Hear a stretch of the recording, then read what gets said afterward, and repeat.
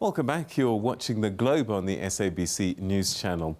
Today, the Constitutional Court handed down a judgment regarding the constitutionality of Section 115 of the Legal Practice Act of 28 of 2014, and this to the extent that it precludes persons who are neither citizens or permanent residents in South Africa from being enrolled as legal practitioners. Now, whether the reservation of the right to freedom of trade to certain citizens as contained in Section 22 of the Constitution infringes on the right to equality as it limits the rights of non-citizens to practice law in the country. And to tell us a little bit more about why this case actually ended up being brought before the courts all the way to the Constitutional Court is the Executive Director of the Asylum Seekers, Refugee and Migrant Coalition. And we're joined by Muchengeti Hwacha, the Executive Director. Thank you so much indeed for joining us. Welcome to the program. Good evening, Peter. Thank you for having me. All right. So what inspired this case to go all the way to the Constitutional Court? What was the case before you that caused concern? Just for background, Peter, there were two sets of applicants, one out of the Bloemfontein High Court, another set of applicants out of the Pretoria High Court. And each one of these applicants had the right to live and work in South Africa, conferred on them by the state. And this is a right that was unqualified, I might add. But they were still barred from being admitted and enrolled as legal practitioners. And just a quick point of correction, Section 24(2)(b) of the Legal Practice Act, read together with Section 115 of the Act. So these two sets of applicants are non-citizens who were conferred these rights by the state, but found themselves limited when they tried to gain admission as legal practitioners. All right, let's just get some clarity about who can fall in this category. So if you're not a citizen and not a permanent resident, who then can, beyond these two categories, have the right to live and work in South Africa? That's a broad range of individuals, Peter. There are people who are refugees. There are people who are asylum seekers. Right. There are people here on spousal permits. There are people on work permits. So it actually encompasses a broad range of individuals. However, it's important to note that these broad range of individuals who are under these visa categories are quite limited when it comes to the legal profession.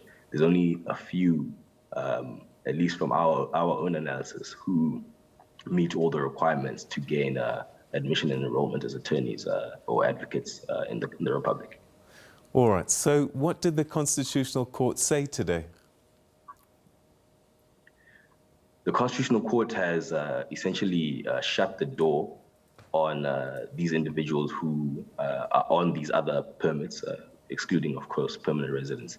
The court has heavily relied on Section 22 of the Constitution, which confers the right to choose profession on only citizens of South Africa. Now, it's important to note that we, as the coalition and the applicants that came out of the Pretoria High Court, as well as the applicants that came out of the the Bloemfontein High Court, approached the court on the basis of equality and dignity, and not Section 22, which the court sought to rely on so heavily. I would just like to point out that our criticism of the court judgment shouldn't be construed in any way as disrespect or undermining the court. We have the utmost respect in the judiciary and the court system. However, we still think the court got it wrong in relying so heavily on this section and usurping the rights of the applicants to Section 9, which is equality, and Section 10, which is dignity. All right. So again, to get a bit more clarity, are we saying that there are a certain group of people who are given by the state the right to live and work in South Africa, and they are allowed to work in certain jobs, but it seems this one of being an attorney is one that they can't apply for? So it's okay to work in a bank, it's okay to work somewhere else, but just not as an attorney. Is that what's happened?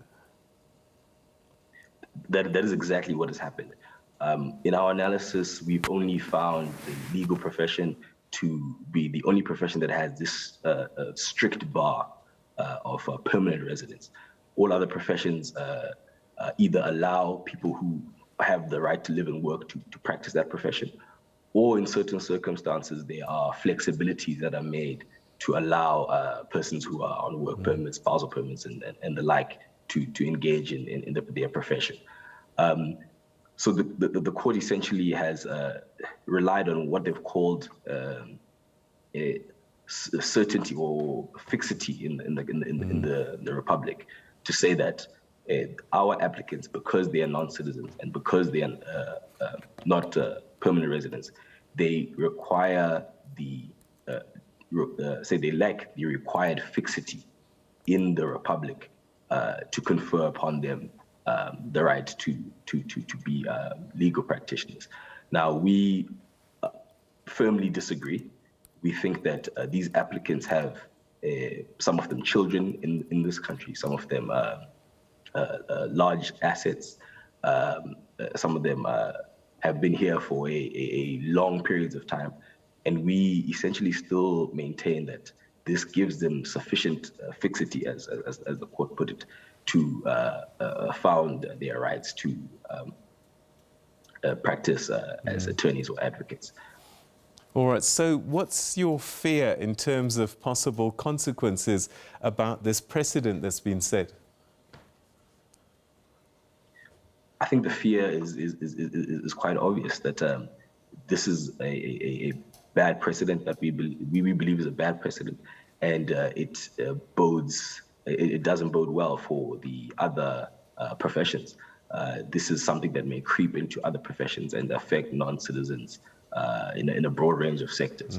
Above and beyond that, there are especially young people who were born here and likely have lived here their whole lives, not knowing any other jurisdiction, but because they've inherited a refugee permit and or a asylum permit from their parents, they can essentially forget about a career as an attorney or advocate.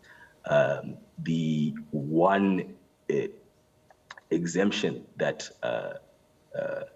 could have saved this sort of exclusionary provision from being unconstitutional, in our opinion, has been closed on people like our applicants because of a policy of the Department of Home Affairs, which essentially says that if one is seeking to be a permanent resident for the purpose of being a legal practitioner, that policy bars them from applying for permanent residence.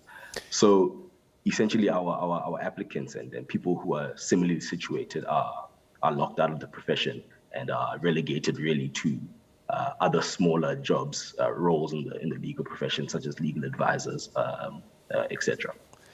All right, Mr. Hwacha, we're going to have to leave it there. Thank you very, very much indeed for joining us and giving us some insights about your concerns with this Constitutional Court ruling. Thanks for your time. Thank you, Peter. All right, that's Muchengeti Hwacha, who's the Executive Director of Asylum Seeker, Refugee and Migrant Coalition. Not happy with the court decision. They said they will abide by it, but they think that perhaps they've got it wrong, because there are a certain category of citizens that are people who are not citizens, don't have permanent residence, but are allowed to live and work in South Africa. And it seems that they may be barred from certain professions in the country. Stay with us.